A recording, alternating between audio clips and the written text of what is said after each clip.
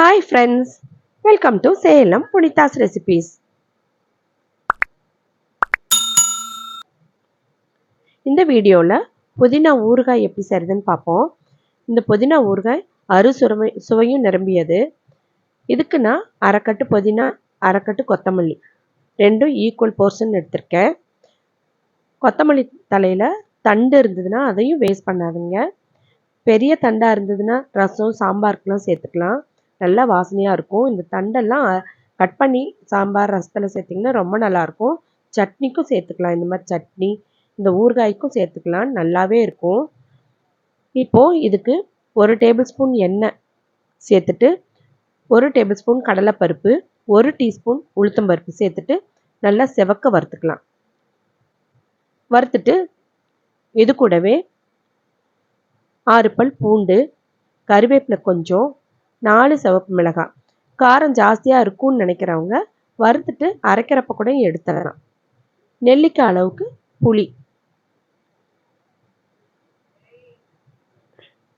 இதையெல்லாம் நல்லா வறுத்துக்கலாம். இது கூடவே 1/2 டீஸ்பூன் அளவுக்கு கொத்தமல்லி, 1/4 டீஸ்பூன் அளவுக்கு சீரகம் இதையும் சேர்த்துக்கணும். இதையும் சேர்த்துட்டு நல்லா வதக்கணும். தண்ணி சுண்டுற வரைக்கும் நல்லா வதக்கிக்கணும். பாருங்க, நல்லா வதங்க ஆரம்பிச்சிருச்சு. வதங்க அந்த இலையில் இருக்கிற தண்ணியெல்லாம் வெளியே வரும். நல்லா சுண்டுனதும் நாம் மிக்ஸி ஜாரில் சேர்த்துட்டு ஆறுனதும் கொஞ்சம் பெருங்காயத்தூள், வெல்லம் சேர்த்துட்டு நல்லா கெட்டியமாக அரைச்சி வச்சுக்கலாம்.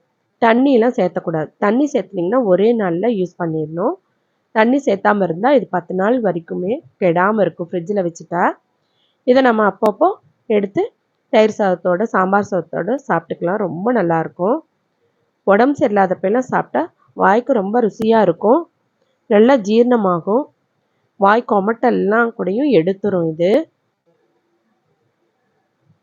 இதை செஞ்சால் சும்மாவே சாப்பிட்ணுன்னு தோணும், அந்த அளவுக்கு டேஸ்ட்டாக இருக்கும். சூப்பராக புதினா ஊறுகாய் ரெடி ஆயிடுச்சு. நீங்களும் இந்த மாதிரி செஞ்சு பாருங்கள். எப்படி இருக்குன்னு கமெண்ட் பாக்ஸில் கமெண்ட் பண்ணுங்கள். இந்த வீடியோ உங்களுக்கு பிடிச்சிருந்தா என்னோடய சேனலை சப்ஸ்கிரைப் பண்ணாதவங்க சப்ஸ்கிரைப் பண்ணுங்கள், லைக் பண்ணுங்கள்.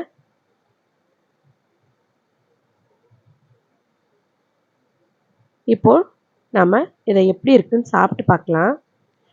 1 ஸ்பூன் சேர்த்துனாவே போதும், நிறைய சாதத்தோடு பிசைஞ்சிக்கலாம். நல்லா டேஸ்ட் திக்காக இருக்கும், சாப்பிடவே ரொம்ப அருமையாக இருக்கும். கூடவே கொஞ்சம் நல்லெண்ணெய் சேர்த்துக்கிட்டு பிசைஞ்சு சாப்பிட்டுக்கலாம், ரொம்ப ரொம்ப அருமையாக இருக்குங்க. சுட சுட சாதத்தோடு நாம் புதினா ஊறுகாய் சேர்த்து இப்போ எப்படி இருக்குன்னு சாப்பிட்டு பார்ப்போம்.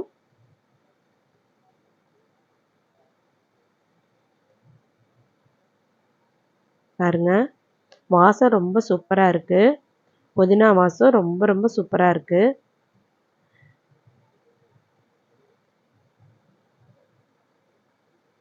நல்ல க்ரீனிஷாக ஃப்ளேவர்ஃபுல்லாக இருக்கும். இந்த ஊறுகாய் சூப்பராக இருக்குங்க, வாய்க்கு ரொம்ப நல்லா இருக்குது. நீங்களும் வீட்டில் இப்படி செஞ்சு பாருங்கள். இந்த வீடியோ உங்களுக்கு யூஸ்ஃபுல்லாக இருக்கும்னு நம்புகிறேன். இன்னொரு யூஸ்ஃபுல்லான வீடியோவில் மீட் பண்ணலாம். தேங்க்யூ ஃபார் வாட்சிங்.